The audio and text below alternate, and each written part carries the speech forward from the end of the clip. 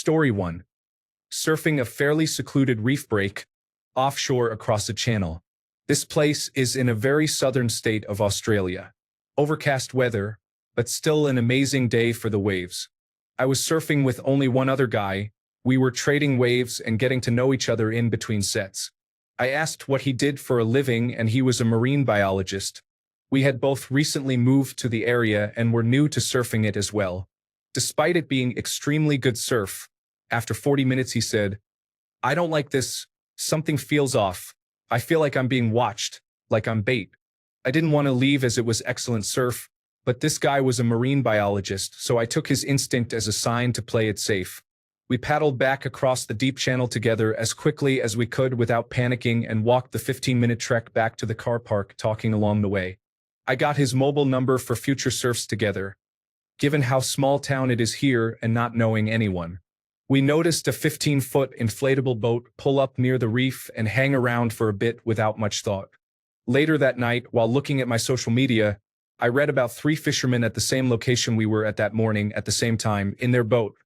As they pulled up to check their cray pots on the beach side of the reef, they were circled twice by a great white shark that was as big as their boat. That guy most likely saved me from a horrible experience that day. I messaged him with the link to the Facebook page with the comments regarding their experience. Chills ran through my body for a good 20 minutes. He was adamant he felt the presence of something, and he was right. Story 2. Viewing to see a flat that didn't exist. Not my story, but one my mum told me from her 20s when she was living and working in London, United Kingdom. I'll do my best to retell it. Also, I'm dyslexic, so apologies in advance for grammar. This story always gives me the creeps when I think about it. So back in her 20s, my mum was living in London and looking to move into a slightly bigger place. She'd found a really good price for a flat slightly out of the area she was hoping for. She called the agent to book a viewing, and that's when things turned odd. The person booking the viewing started asking weird requests and questions, such as to bring her passport, her age, race, and physical appearance.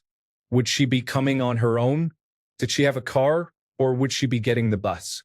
He was very persistent that she should arrive by bus as it would be easiest for her, explaining it was a straight road down from the bus stop to the apartment block. Obviously quite unnerved by this call, but still interested because the flat looked ideal, she and my dad, who were dating at the time, decided to check the exterior and surrounding area. The day before the viewing, they drove there. First passing the bus stop, he was indicating she should arrive via. From the bus stop, there were about 150 to 200 meters of derelict wasteland that she would have to walk past to get to the flat. And standing at the end of the street in the location this apartment block should have been was a huge abandoned building. Smashed broken windows, graffiti, and no entry signs. The lot. Definitely nothing inhabitable in sight. Still, when she tells this today, you can see how much it rightly shook her. Of course, she didn't go to her viewing, but she informed the police, advising them of the planned time and place. From what she saw and from following up with them, they didn't appear to take this tip seriously, and little was done. A couple of years later, though, while in a pub with some friends, she got chatting to a guy she just met through mutual friends that night. He was in the police, and through conversation, her story came up. He said that that area at the time of her viewing had a huge human trafficking problem. It still gives me chills. Story 3. When I was about 8 in 1985, an old El Camino pulled up alongside my friend and me, with a man saying he knew my mom. He did know her name, but something felt off, so I grabbed my friend and ran. When we told my mom, she went pale and called the police.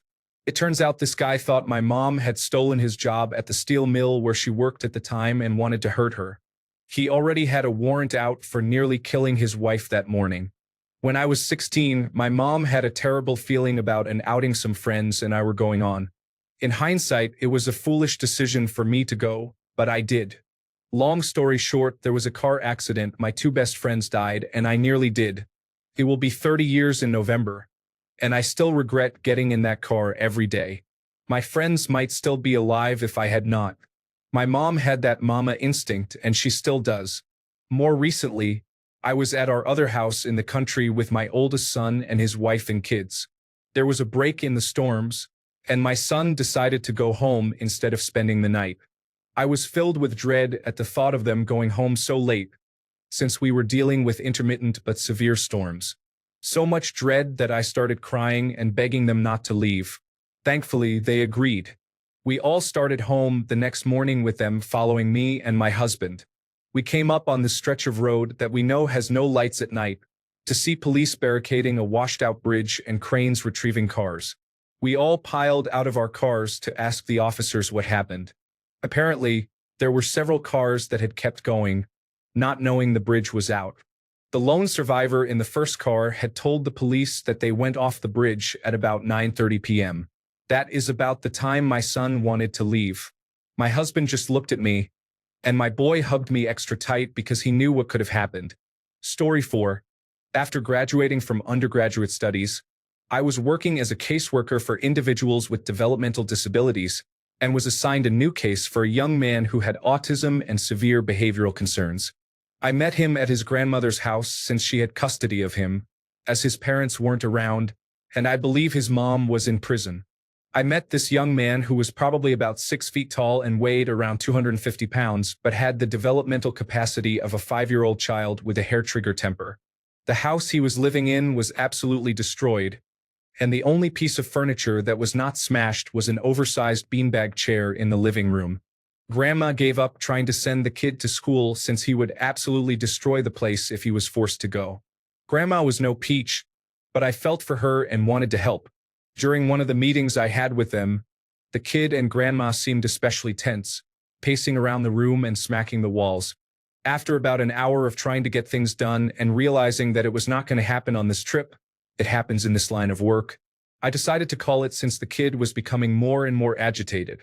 Grandma was annoyed that I would have to come back again, but we scheduled for about a week out and I left my business card with a reminder of the appointment. I left to go back to my home state for a few days, and when I returned, I got called into my supervisor's office. Apparently, the night I left, the kid had a complete breakdown and beat his grandmother to death. No one noticed until the kid came wandering outside after a day or two covered in blood. I probably missed everything by less than 3 hours. Story 5. Years ago, when I was still living at home with my parents, I drove home around 2 a.m. As I parked my car, I noticed a man walking down the street. I decided to wait until he passed my car and was far enough for me to get out. However, instead, he passed my car and hid behind the van that was parked directly behind me. I guess he did not think I was paying attention to him. So I called my dad, who was asleep, to come down and get me. He did, and when the guy saw my dad, he immediately ran away. I was lucky. Story 6. Years ago, before cell phones, I was driving home from dropping my husband at the train at 4:30 a.m. Only me and one other car on the road. He started turning where I turned twice, so I didn't go home. I went to an all-night gas station and called the police. I gave them a description of his car. 3 weeks later, he was arrested. It turns out he was following women home and driving past their houses, doubling back to rape them. No one had noticed his car. I'm glad I paid attention. Story 7. My little sister and I went camping in the woods very close to our house when we were kids. We had seen a bald man with a blue shirt and a dog walking around, which isn't unusual for the area. You'll often see people walking and say hello. For some reason, I felt a tightness in my chest, and my sister must have too because we exchanged a look. I don't know what made me do it, as this is very out of character for me, but I took a photo of him from behind as he was walking away. A while later, we saw the same man again near the lake. He approached us and asked about the tent we were carrying, where we would set up, and if we were camping with our dad. We said yes, we were just going to see him now. A lie. We must have been in sync because we walked up a fork in the path until we were out of view, then looked at each other and jumped down a path hidden by the bushes and waited behind them on the parallel trail for a bit. The man watched us walk off, pretended to play with his dog until he couldn't see us, then turned around and ran up the path after us. Thankfully, he didn't see us hidden and carried on up the path where he thought we'd gone. We decided camping was a bad idea and went home. That evening, my mom showed us a post in the local residents group, a picture of the same bald man trying to break into someone's house. Apparently, he had been walking around trying people's front doors and claimed to be a repairman when he was stopped. I dread to think what his intentions were, But it was very lucky my sister and I knew those woods so well. Otherwise, we wouldn't have thought to go down one of the hidden paths. Story 8. I was around 10 or 11 years old and had been invited to a sleepover. My mom didn't really like me going to those because I'd usually end up staying up way too late and then being cranky the whole next day. When she dropped me off, she told me her usual send-off of, "Just remember, if you want to leave, I will come get you. It doesn't matter what time it is. Just call me." The sleepover party itself was the usual routine. We watched a movie, gossiped, prank called some boys, this being before cell phones and caller identification, broke out the Ouija board, etc. It turned out that the girl hosting the sleepover had an older brother, high school-aged, who also had some friends over. I remember they stood in the doorway of the rec room where we were, and something about them made my blood run cold. And I just remember thinking, I'm going to go home. I went upstairs and asked to use the phone, saying I wasn't feeling well and needed to go home. Her mom at first told me no and then berated me for being a baby. But I just kept saying that I needed to call my mom, and I still remember the feeling I had that I needed to leave. Finally, I was allowed to use the phone. My mom came to get me, and we swung by Dairy Queen on the way home. My mom was always cool like that. And I still remember the huge feeling of relief I had when she pulled up and I hopped into her car. Years later, I found out that the brother and/or his friends had molested some of the girls at the sleepover while they slept. No one reported it at the time, and I think it actually took years for any of the girls to compare notes and find out that they weren't the only ones this had happened to. I feel bad that that happened to them, but still glad that I listened to my gut and got out of there. Story 9. I was in Taco Bell with my daughter, and I saw a guy come in and back out with a t-shirt over his hand. I told her to dump her tray and get moving. We went out to the car quickly and left. Found out later on the news that the guy robbed the place with the gun hiding under his t-shirt. Story 10. Back in 2019, my husband, 2 girls aged 6 and 9, and I were on a road trip in the South. We had booked an apartment in Atlanta through Airbnb without knowing the neighborhood at all. It was bad, really sketchy, with a lot of creepy-looking people hanging around. We went into the apartment, and immediately my 6-year-old said, "I don't like it here." The door didn't lock properly. The beds were dirty. There was rotting food in the fridge, and the bathroom had not been cleaned in ages. My husband called the owner, who was furious and refused to give us a refund. To de-escalate the situation, my husband offered to not leave a negative review if we could just get our money back. The owner agreed but asked us to wait for him so that they could talk about it in person. As soon as he hung up, I told my husband that we needed to leave. Now, we hurried to the car, and as we pulled out of the parking garage, we saw the owner driving up with 4 friends. He didn't see us, and we bolted out of there. We ended up at a hotel on the 14th floor. Didn't even feel safe at street level. Story 11. I was 12 at the time, and my favorite thing in the world was spending the night at my grandma's house. We lived in the countryside at the time, and my grandma lived closer to the nearest town. Thursday night was grandma's night. I felt something off one Thursday night and asked my mom if I could just stay home with my mom and dad. They reluctantly agreed. I went home, watched some TV, and went to bed. My bedroom was on the adjoining wall to the living room. I wasn't really asleep, but I heard my mom keep saying my dad's name over and over again, with a hint of panic. I sneaked out to the living room, and my dad was on the couch with his head tilted back, snoring really loud, which wasn't uncommon.